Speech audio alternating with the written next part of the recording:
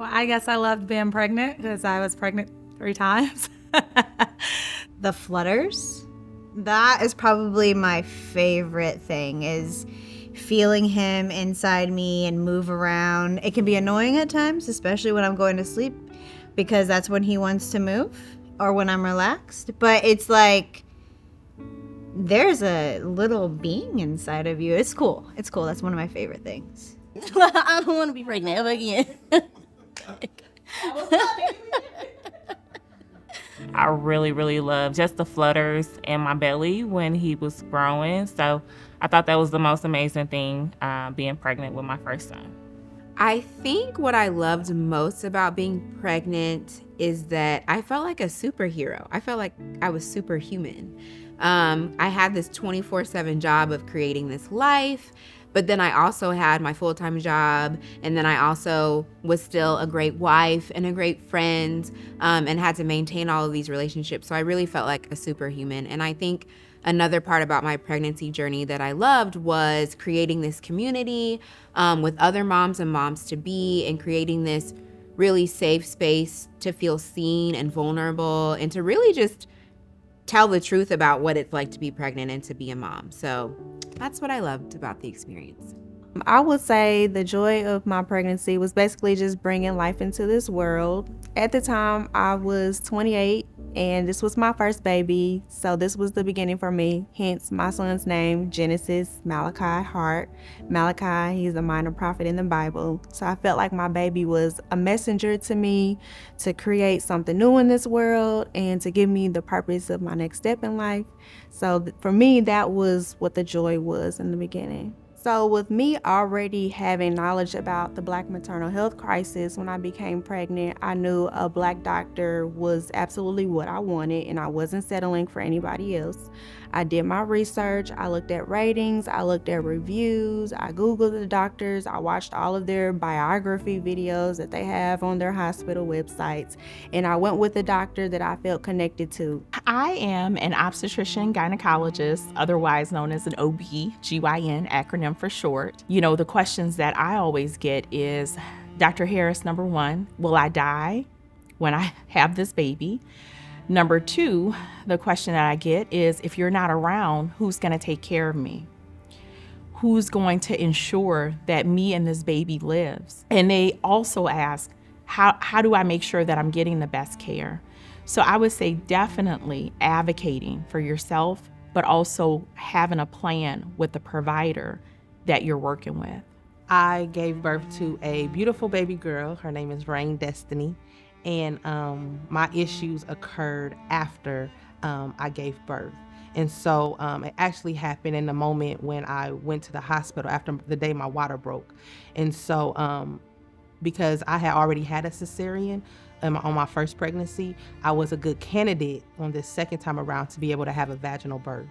And so that's all, I really was prepared for, was to either have the vaginal birth, or if that did not work, to have a cesarean. And so when I got there, I had not dilated any more than I think like 1 centimeter. And so they offered to give me Pitocin. And so that's really for me where everything shifted.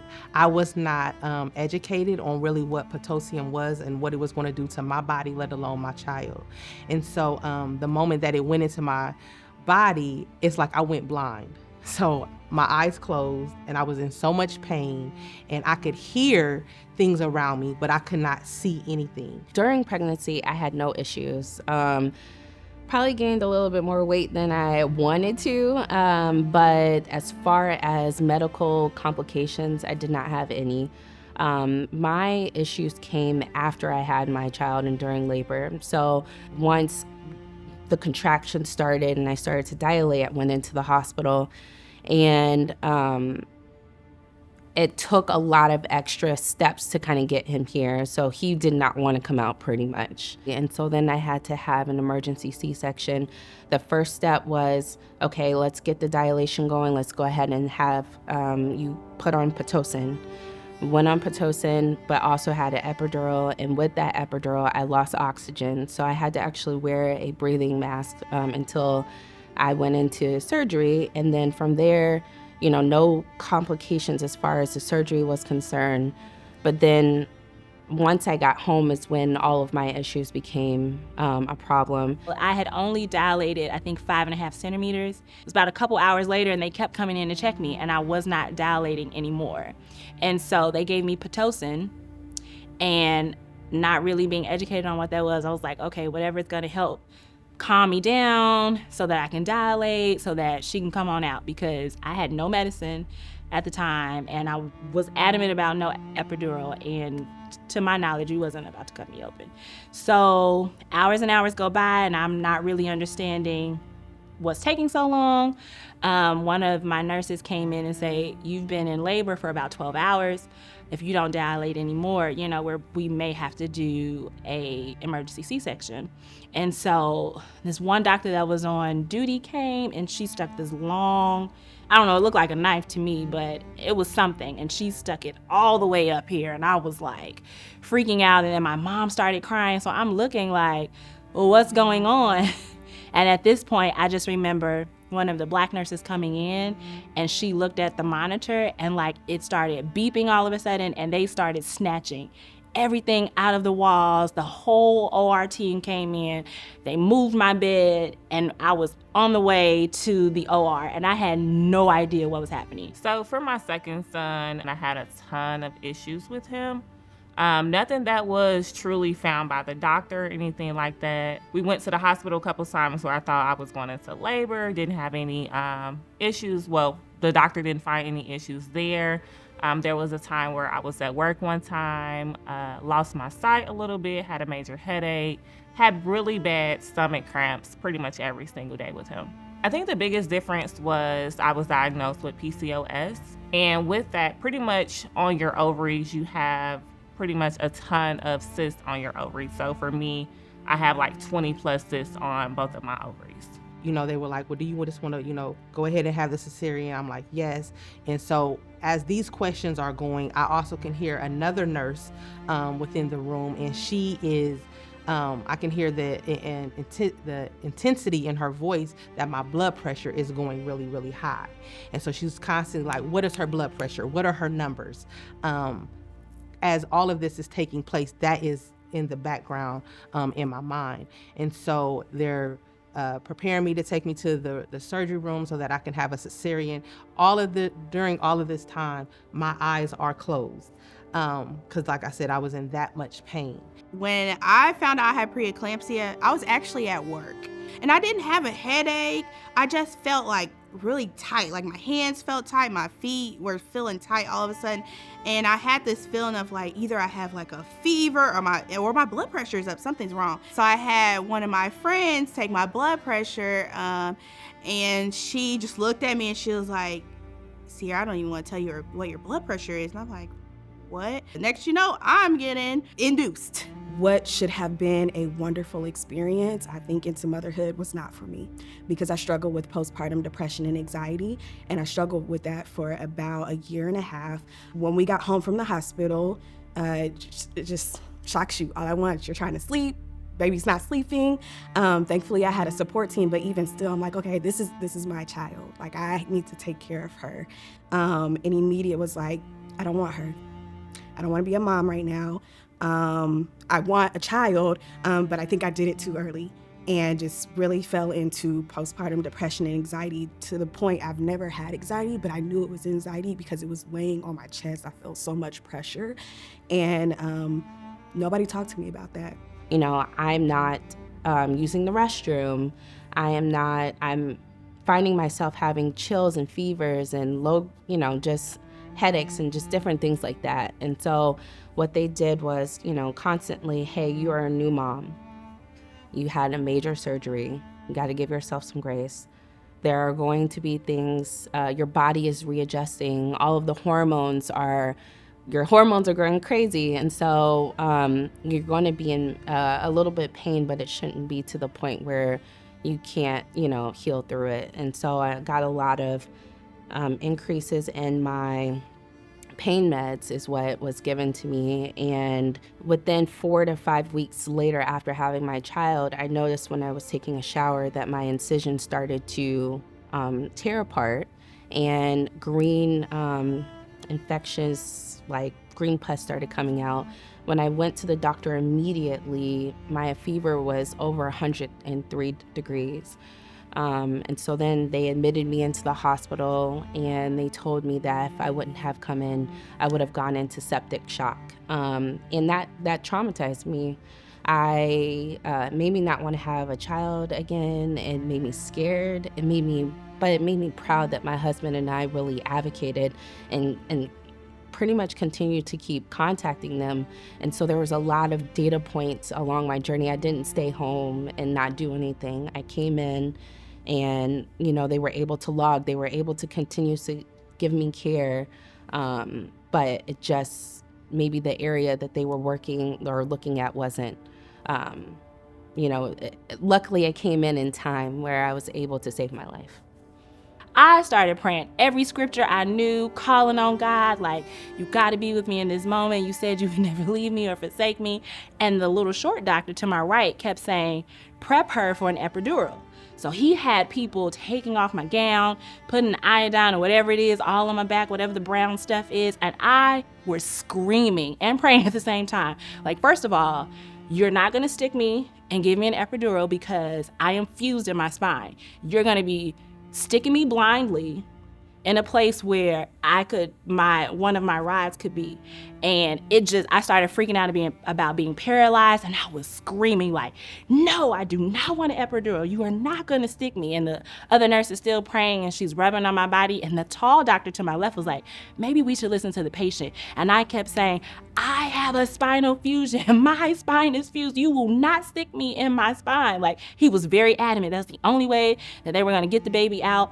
I don't know. I think God intervened in that moment, but more machines started beeping, and the tall doctor was like, we gotta put her out. Vitals are terrible. They threw me back, gave me some anesthesia. I woke up to somebody rubbing my hand, and all I could think of was, where's my baby? And I'm delusional, and then they put the baby on my chest, and that's all I remember. And I'm just like it was something I cannot describe, because I really thought that my life was in danger. And had I not spoke up for myself, there's no telling if I would have been paralyzed or anything could have happened. So fast forward, I go to the chiropractor often, and my doctor just happened to ask, did you have an epidural? And I said no.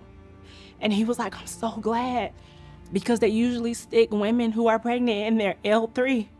And that's exactly where my ride sits on top of. And he said, had you gotten an epidural, you would have had major complications until now. And so I just thank God for the opportunity to speak up for myself, because I already have a disability. And so I can't imagine being in any more pain than I already am sometimes. And so I'm just really grateful for that moment where he was like, no, you have to say something. So for me, it's so important that you speak up and you stick to your guns, because that could have been a very different situation for me. Could have been life or death. And so I'm really grateful for that. This is Charlotte Wallace, my daughter. She's 2 now, birthday October 20th, 2020. And so she's the one who is with me right now, and happy to be here. It was October 20th when the delivery happened. During that day, Shanice, her blood pressure at first was really, really high, but then after the delivery, her blood pressure went really, really low. And so from there, that's where we experienced a lot of complications after delivery. She had to go to the ICU. She had to be put on a breathing tube, and she was being given the wrong fluids. And her brain herniated, brain stem actually, just herniated, and so, which caused her death. One of the things that was said to me after Shanice passed, she was one of us, we did our best, but the results were you didn't do your best. You didn't consider her one of you. So it's almost like a spit in my face. because there were too many mistakes made. I thought of Navigate when I was pregnant with my third during COVID. And I was high risk and I wasn't being touched. And I thought to myself, I said, if I'm not being touched and all of my appointments are virtual, how will they ever know if something's wrong? And that was my first clue that there was a major gap in healthcare. Yes, we had our third baby and all went well, but as we started to really delve into the research, we learned that our country was failing women. We learned that we currently have the worst prenatal and postpartum death rate of any high resource nation in the world. We learned that our home state of Indiana was ranked number 3 in the nation for prenatal and postpartum death. And on top of that, Black women like myself were dying 3 to 4 times the national average. And probably one of the most staggering stats was that it was safer for my mother to have me in 1990 than it was for me to have my kids today. And with all that swirling in my mind and my own experience during COVID, that's when I started Navigate. I said, I have to do something. And I reached out to the group of women who have now become part of my executive leadership team, and I said, we've got to figure this out, guys. And that's how we started Navigate. Well, fast forward, I am, 38 weeks and 3 days pregnant with my 4th child. And I go into labor. And I get this very tired on-call doctor who, frankly also happened to be a white woman. And she would not listen to me. I pled with her, I begged her, I tried to reach her any way that I thought that I could, and yet she dismissed me. She would not listen to me, and it took my mother, probably in my most vulnerable moment, to step up and force this woman's hand to make her call my doctor. And thank God my mom was there. Thank God I had an advocate. And so this woman finally calls my doctor, tells her that I'm there, and my doctor is like, absolutely not. Like, my patient cannot leave. Like, what do you mean you weren't listening to her? Like, my doctor rushes in, she takes me back to the operating room, and she opens me up, and I have a huge uterine window. And what that refers to is essentially there was a thinning in my uterine lining, and my uterus was in fact so thin that you could see my daughter's hair. So had I not, worked in healthcare, had I not had my mother there as an advocate, had I not literally argued this woman down, I would have gone home, gone back to sleep, and my uterus would have burst, and I would have died, and my daughter would have died. And that has to stop.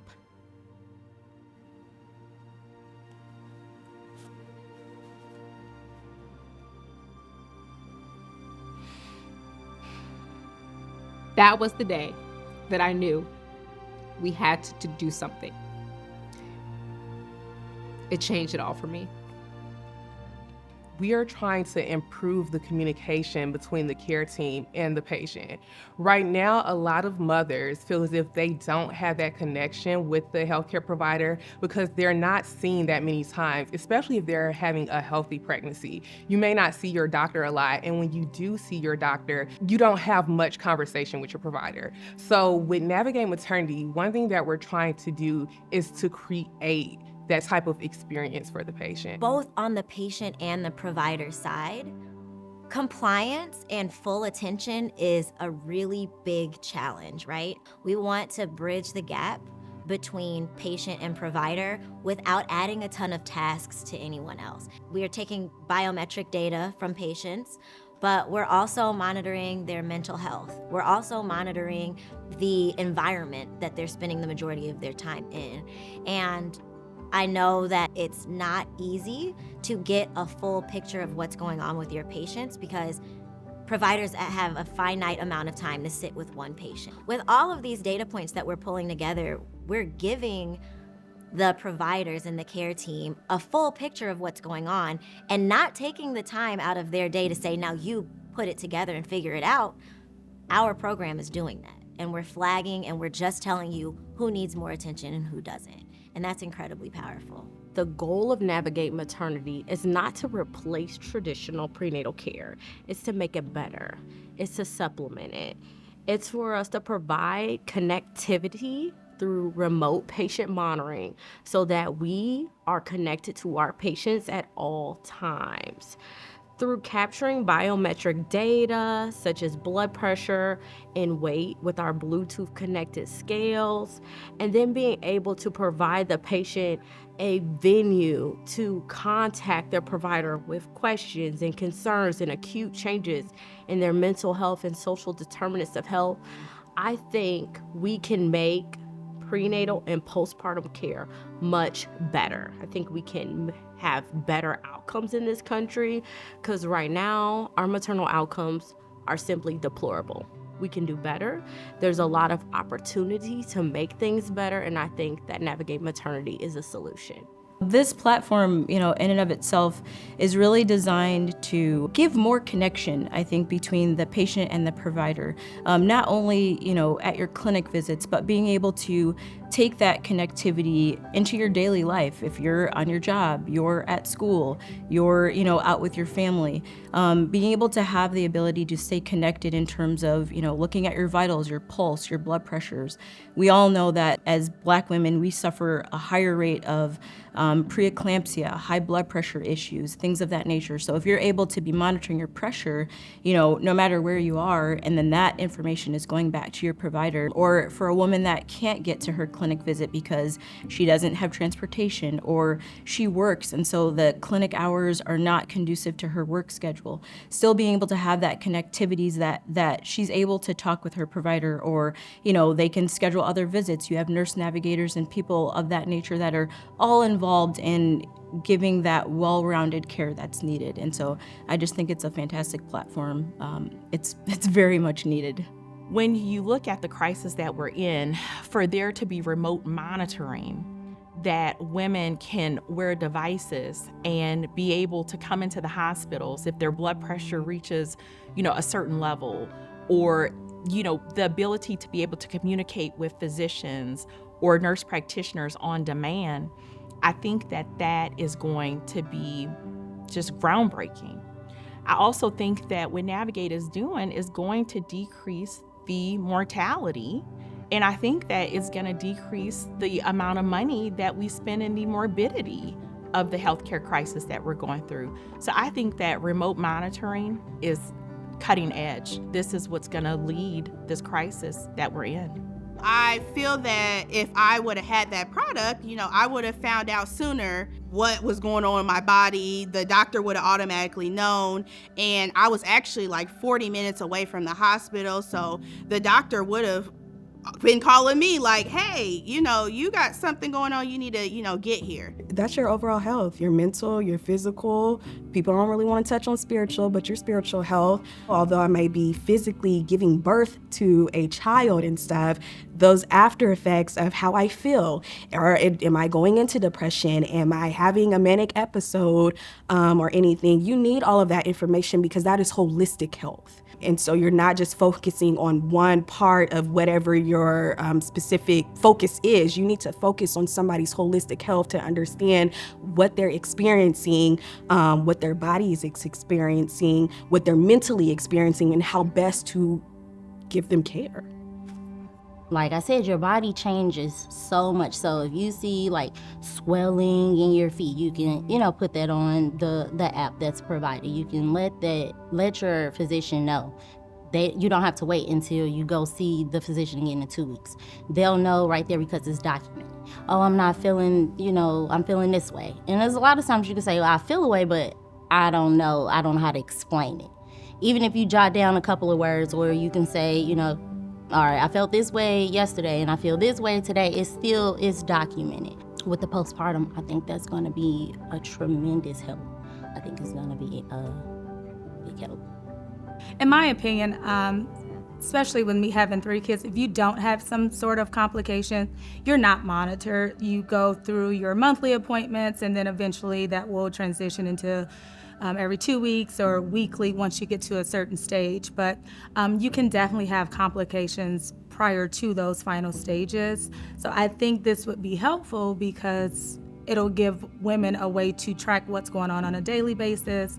And if complications do arise, they can be addressed. We don't want to see children growing up without their biological mom being there to love on them. So I feel like this product would definitely support us and be able to help us to get away from that issue. So I'm Ariana McGee, CEO and founder. I'm Dr. Alicia Harris, Chief Medical Officer. I'm Jade McDonald, Chief Product Officer. I'm Thea James, Chief Operating Officer. And we are Navigate Maternity. We're here to save the mamas and the babies.